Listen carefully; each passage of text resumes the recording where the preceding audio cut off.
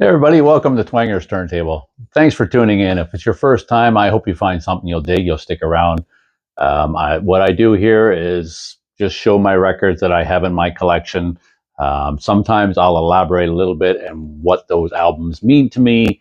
But by and large, it's just sharing music. Sometimes I do the video shorts you may have seen. Sometimes I'll do a needle drop you may have seen.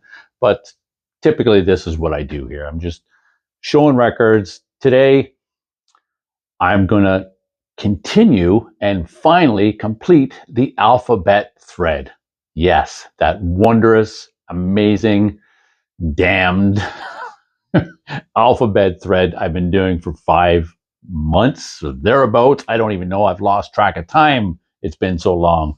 But it's a mind-blowing, it's a mind-expanding experience. I've seen so many artists, so many people doing this thread, so many artists that either I've reintroduced to, I'd forgotten about, or introduced to for the first time, because it's truly a global thing. I mean, there are people on the other side of the pond that have been participating in this, but I believe yours truly, Mark, here at Twanger's Turntable, is the last man standing. So what I'm going to do today, WXYZ, Z, as we say here in Canada.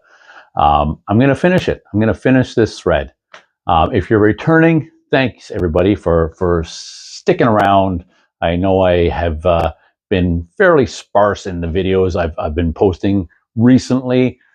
Just other stuff happening, as I've said ad nauseum, so I won't elaborate on that anymore. Just good to be here. I hope you enjoy it. So let's get to it. Without further ado, WXYZ, Z. So let's start with W. And starting with W is a band that back in 1984, the first few albums I show here are from 1984. 1984, I got into these guys. They were actually, I thought, a Canadian band, but a little years on, I find out they're actually a Yugoslavian. Well, I mean, it's not Yugoslavia anymore, but the members of the band were from both the Yugoslavia, easier for me to say, and Canada. And it's one of the only bands I know of. Their first 3 releases were all self-titled. Their EP was called Warriors. Their first album was called Warriors, and their follow-up was called Warriors. And I think that's all they did. So this is the one that I have, the one that was released here. And I think I may have seen somebody else show this, but if not to be mistaken with a band, there's a band called The Warriors. It's not the same band. But yeah, I believe somebody else showed this. It may have been Kim over at This Is Music, but don't quote me. Maybe somebody who did show it will be watching this, and they'll chime in. But yeah, inside I just got the lyric sheet inside here, and the back. I should show you the back here. These guys are all decked out in there. That early 80s scene, man. I mean, that was their uniform. Not exactly what I was representing, but hey, well, to each their own. And the inner sleeve there, I really like the inner sleeve. It shows a lot of the acts that were on the label of that time. I know you probably can't see much of that, but there's a few here that I was really into. I'll read those off. Tank, of course. Filth Hounds of Hades. I mean, that was amazing. Anvil, first couple albums are on here. What else? Killer Dwarfs. So some other Canadian acts. Of course, Riot are on here. Narita and Rock City, both their albums on here. Lee Aaron is on here. Merciful Fate, Judas Priest. A compilation I have, Metal for Breakfast, though I don't have it on vinyl. I would like to get that. What else we got on here? Merciful Fate again. Mad Max, the band, Rolling Thunder, Jaguar, of course, yeah. What else? Battle Axe, of course. Spartan Warrior, Blackout, Judas Priest. I'm familiar with most of these bands. I don't know if all of you are, or some of you are. And then the label, the warning on the bottom there. Some of these albums may contain demonic references and lyrical content that may be offensive to some. The things they had to put on labels, eh? But hey, you know what? When I listen to this now, I mean, with all due respect to those who actually really dig this, and I love it, I actually don't think it's that great. But it doesn't take away to how much I loved it back then, and I was really into it. And I played the hell out of this with my buddy Donnie Bia. If you're watching, shout out Donnie. How you doing, buddy? In his van, we called the Bia Bus. Didn't even have a radio or stereo in it. I think it had a radio, but we used to just bring our little boombox, our Ghetto Blaster, and I'd play my cassettes on that mostly, But I think I played this so much he got tired of it, and then we'd have to swap it out for some Crew or Metallica or something and change it up a bit. So that's Warriors. Yeah, that's I think their final release. But yeah, funny. The first EP was called Warriors. First album was called Warriors, and not their second was called Warriors. But, yeah, and many of the same songs appeared on the first album. So I don't know. Maybe it was just once they were on this side of the pond, one of those scenarios where the label just re-released it. I don't know the history. Next up, Wasp and their debut. This is the re-release from a few years ago on the pink vinyl. I love this album. I remember this vividly coming out, again, 1984. And I Want to Be Somebody. But just a great album. This is arguably my favorite Wasp album. It changes, it varies. I pretty much like all their stuff. But yeah, Love, Love, just a great album. And yeah, if you've not, by some chance, heard that, definitely recommend that one. That's what we call a ripper. That one still holds up today. I listen to it. I don't get tired of it. Next up, I believe this is their sixth album here. Probably their biggest seller and most popular would be the one that followed this. But the predecessor here, this one I'm speaking of, is Slide It In, Whitesnake, 1984. And yeah, this to me is my favorite. This is my favorite Whitesnake. I'm not saying it's their best. I'm not saying it's just my favorite album. If I'm grabbing a Whitesnake album out of my collection, more often than not, it's going to be this one. I just love it.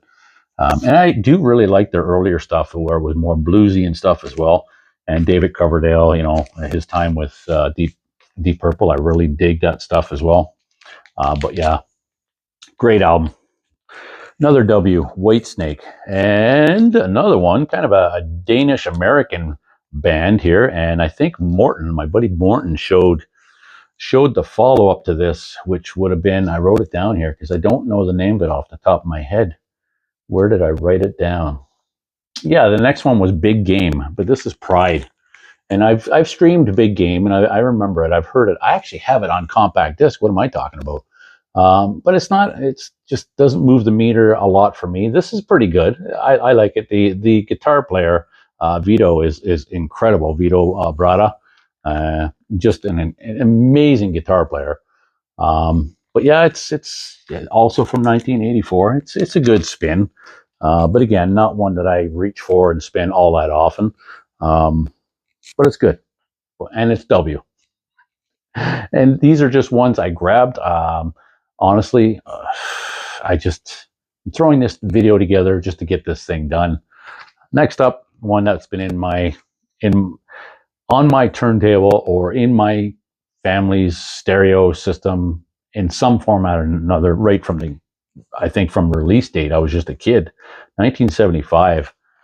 Gary Wright, of course, those who been around long enough would know him from Spooky Tooth as well, and those who were maybe growing up in the 80s and are familiar with the movie that reinvigorated the Dreamweaver. Yeah, Wayne's World. That's where it got a lot of spins, and that movie was responsible for a few, like Bohemian Rhapsody, to name another one. Some appearance by Aerosmith.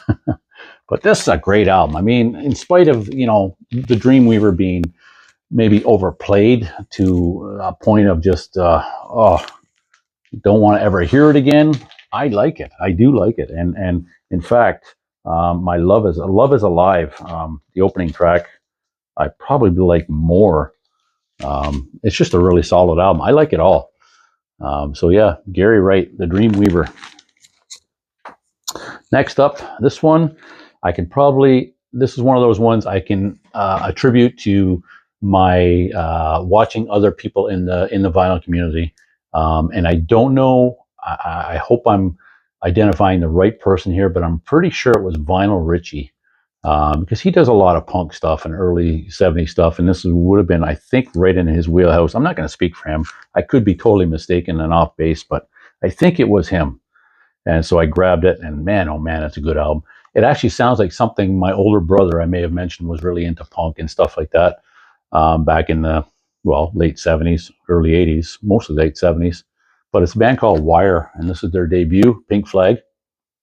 And it's really good. I mean, it's really good.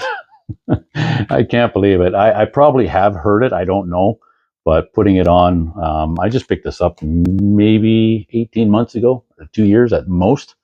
And it's really good. I really dig it. So if you've not checked it out, definitely and enter into that punk. They call it post-punk too. Like, I don't get that. I mean, this is 77. Isn't that like right in the heyday of punk? Well, arguably, I guess punk is 75, 76, 77. I think about the Clash's release and the Ramones and stuff, but that's a killer album. So that's a big thank you to others in the vinyl community. That's what I mean, that you get to introduce the stuff you may not have heard, or I didn't anyway, or don't recall hearing it, and it's really good. Next up, we're going to skip right ahead to the 90s here, 1992, and the debut by Weezer. Yeah, I do like this album. I like it a lot, actually. I like a lot of Weezer stuff. Didn't really hear anything like this at the time, and maybe it was just what I was listening to. I don't know, but that was right in that time of grunge, and this is, if not grunge by any measure, in my opinion. It's a really good album. What else can I say about this? I don't think I can say anything else about it, nor do I think I need to say anything else about it. It's just the inner. Oh, this is a poster. I never did. I usually just keep the posters intact if I can. Poster inside. I really like these guys. Like I say, I can't say that I've heard all of their stuff. There's some of probably their newer stuff I have not even heard yet. But certainly their earlier stuff, right up until probably maybe the last 10 years even. I may not be all that familiar with their releases, but back to 1992, which is like 32 years ago already. Jesus. Good album. Next up, the solo debut from this guy who I think many people would be familiar from the White Stripes. Anybody? Yeah, well, Jack White and Blunderbuss. 2012 was his solo debut. Really good album. I like anything Jack White has done. I mentioned that before, his work with Rock on Tours, Dead Weather, the White Stripes, of course. Yeah, just really, really like his solo stuff as well. So this one from 2012, and then I have this one here he put out 10 years after, which is 2022, Fear of the Dawn. And this is a really good one. This is almost, it would be in the running for my favorite from 2022. And he did another one right after. This came out in April.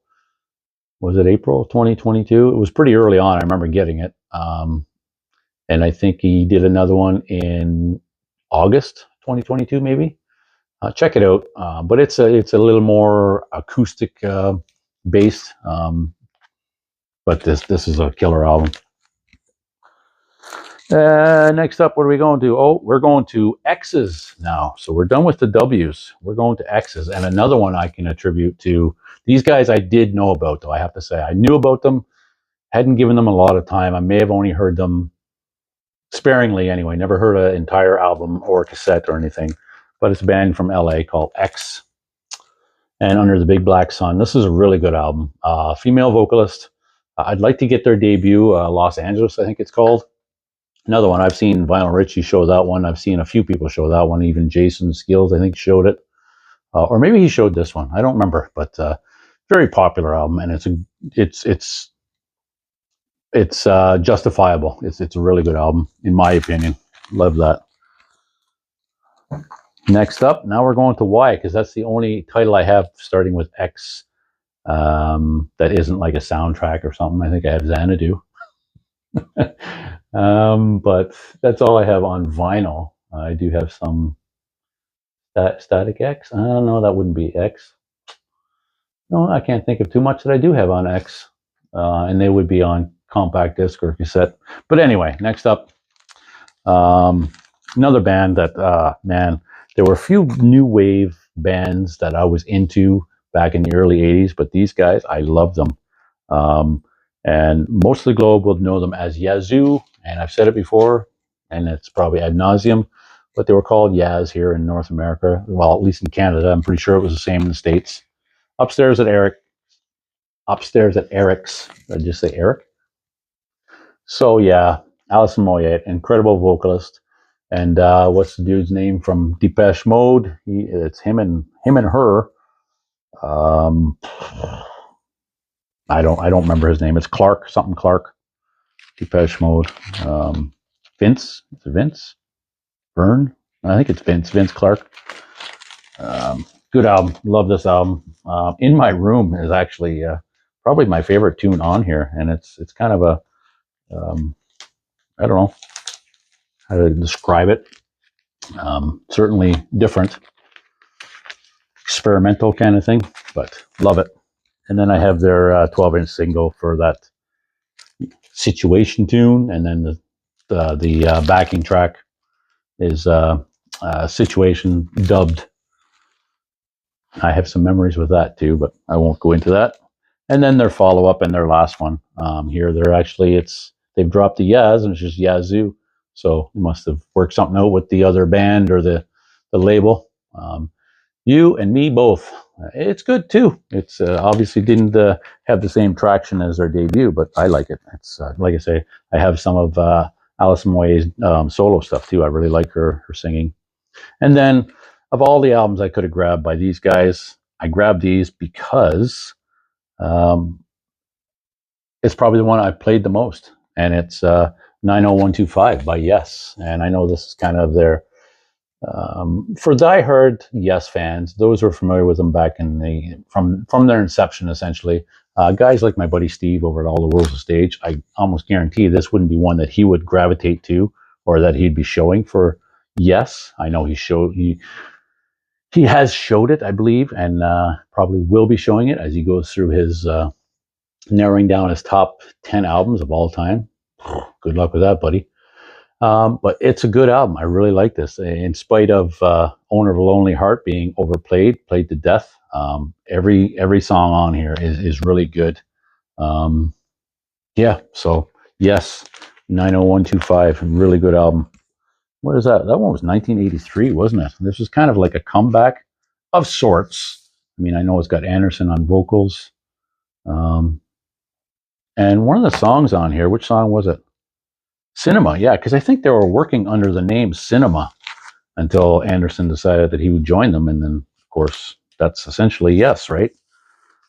I think that's the case. I could be.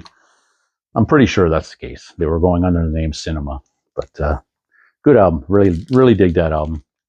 And then one of my favorites, and it's their debut, and it's aptly called first album, ZZ Top, 1970. My favorite era of ZZ Top is probably from their debut, 72, 77, 78, somewhere up around Diguello. Love all that stuff. Not taken away from Eliminator, which was everywhere. It's a great album. Yeah, I got a buddy whose favorite is probably Afterburner, but just wasn't my thing. There was too much synth involved and veered away from their original sound, their bluesy rock sound, that southern rock. Rest in peace, Dusty Hill, passed away in 2021, I think. Yeah, their first album, Tres Hombres, ZZ Top, 1973, that one. And then actually, the first one I think I had ever heard was this compilation, the best of ZZ Top in 77. Even before Eliminator, I think one of my brothers had this on 8-track. Really good comp, really good greatest hits of their early stuff. Beer Drinkers, Hellraisers, heard it on The X, Francine, Jesus Just Left Chicago, Tush, Just Got Paid, Backdoor Love Affair, Waiting for the Bus, LaGrange, and Blue Jean Blue. So it's all some of their best, not all, some of their best, pardon me. And last but certainly not least, wow, can you believe it? Here I am. It's almost done. I'm about 20 minutes or so into this video, and I will never have to do another thread for as long as I live, but I probably will. Just it's been so long trying to get through this one, and this is the finish line. So it's got to be a good one, right? Well, it is sort of Black Sabbath, Master of Reality. But how can it be? We're doing Z. We're doing Z. Can't you see? Of course. Well, come on. It's Zach Sabbath. So essentially, Zach Wild, those who are uninitiated from his days in Aussie, Black Label Society. I mean, if anybody was going to do a Sabbath tribute, who is more qualified to do it? I don't know. Arguably, out of those first four members, it would be him. But yeah, this is basically him covering Master Reality. Doomed Forever, Forever Doomed. He also did their debut cover album, which is stellar as well. I don't have it on vinyl. But yeah, check it out if you're into Sabbath, if you like Zach Wild. He has that distinct guitar sound, so definitely has to be something that you dig. But it's really good, in my humble opinion. Love it. So that's it. Wow. Big cheers. Awesome job, everyone. Well done. You got her done. I'm like, as far as I know, I'm the last man standing. So, it's cause for celebration. But that's it. Thanks everybody for sticking around and your continued support in my not really my absence, but I haven't been doing a lot of videos, just life stuff. So nothing to report here. Just glad you're still here, and I'm glad to be here. I hope you enjoyed it. I enjoyed doing it, and I hope to do another one soon. Speaking of which, never doing another thread again? Well, maybe. Mike over at MGK Boston, I just watched his Friday Cheers, and he's doing 5 from 85. So, I mean, that's kind of in my wheelhouse. 1985, 17. Music is life, right? Well, it kind of still is. So, not much has changed in that regard. But looking forward to that. Good stuff, everybody. I've been enjoying the videos I have seen. Some of my the people that I view regularly, I've kind of neglected a little bit. I will rectify that. I have a bunch of videos in my watch later queue, and that's going to happen. But yeah, I'm just going off now just because it's good to be here, and I'm glad you're all here too. So I hope you enjoy the rest of your day. Thanks for tuning in, and I hope to see you again soon here at Twanger's Turntable. Take care, everybody. Cheers.